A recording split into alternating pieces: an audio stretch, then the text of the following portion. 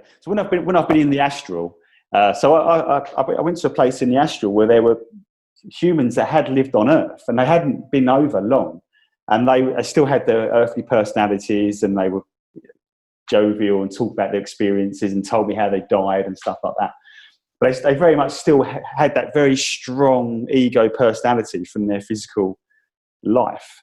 So in a kind of, it seemed like almost like linear, although linear probably isn't true, but it seemed like they had a life on Earth, and now they were in the astral. They were in this place that looked like an Italian holiday resort. They were really enjoying themselves there. But I imagine at some point, those aspects, those personalities would absorb back into the higher self. But at this point, they still needed to experience the desire world of being a human. Yeah. Yes, because that's what the association was. It's, I'm a human, so I've got to operate as a human. I've got to live as a human. But anyone who pays attention and looks through the top of their head can see that you're really a light being. Yeah. So really, you can skip all that. Well, so I mean, basically, you can skip those holiday resort astral levels. You don't need to go there, because you can just skip that and go straight back to the higher aspects of yourself. Yeah, but also realize what's going on is this human form you're seeing. It's a construction. There are multiple things that are being squashed together, a bit like they're in a compactor. When someone dies, it's like the compactor releases its spring-like pressure and everything flies apart.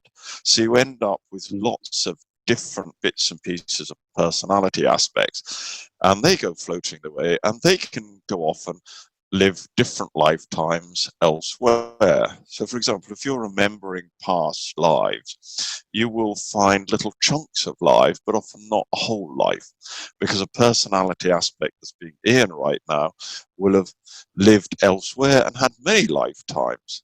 And when you see this thing of going to the heavens, what you're often seeing are the personality aspects splitting off and going their own ways, and the higher aspects then separate out, and the different personality aspects are left where they're comfortable. And then when the higher part of you wants to create another lifetime, it starts to come down and pull a new collection of these bods together, uses some old ones, brings in a couple of new team players, and squeezes it all back down into the illusion of a human form again. And how does that work in time? So there's no time, is there? So we have to explain this in a linear fashion, but it's not like that at all, is it? Yes. And that's, by the way, something that puzzled another great thinker of when we're sitting, Stephen Hawkings. I was thinking that sounded like Richard Dawkins, but not quite. Stephen Hawkins, great, amazing mind, completely incapacitated body, just only left with sort of two functions: blinking and reproductive capacity. True. Could make babies or blink, which was enough to operate a computer system. That was what was left. Great mind. And what he was saying is, there can't really be an after world, because he realized there'd be no time there. So he thought, well, therefore, if there's no time, it can't be there.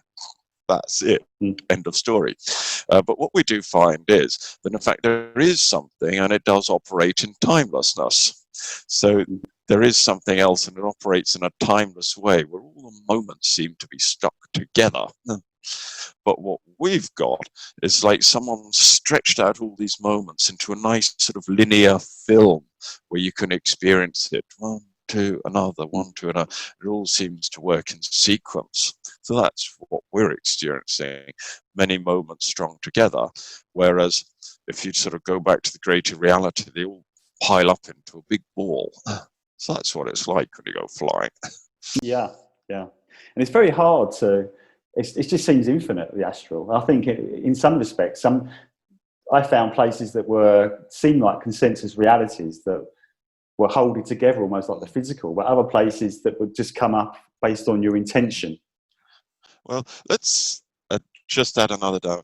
The astral world is not a fixed entity. So if someone tried to create a Google map, or in the old days an A to Z map of the whole thing, and put in little street names and corners and color it nicely so you could figure it all out.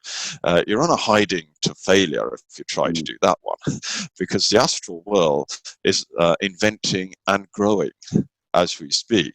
So it's actually, if anything, getting bigger, because beings like us are part of the process that keeps adding to it. So you keep ending up with more and more astral worlds. So it's a dynamic thing. It's sort of very motion. It tends to be operating and growing. So trying to map that is not going to be easy. And also writing. I cannot look at writing in the astral world. It seems to change every time you look at it. You look away, you look back at it. I don't know what that is. Well, that's because you're looking at living energies of ideas, and if you're translating it back into text, and you produce a very interesting translation of what it might be, the next time you have a look at it, perhaps there's a more interesting translation, and that would cause things to evolve and develop as you go. So that you're looking at living energies and trying to make them conform to some sort of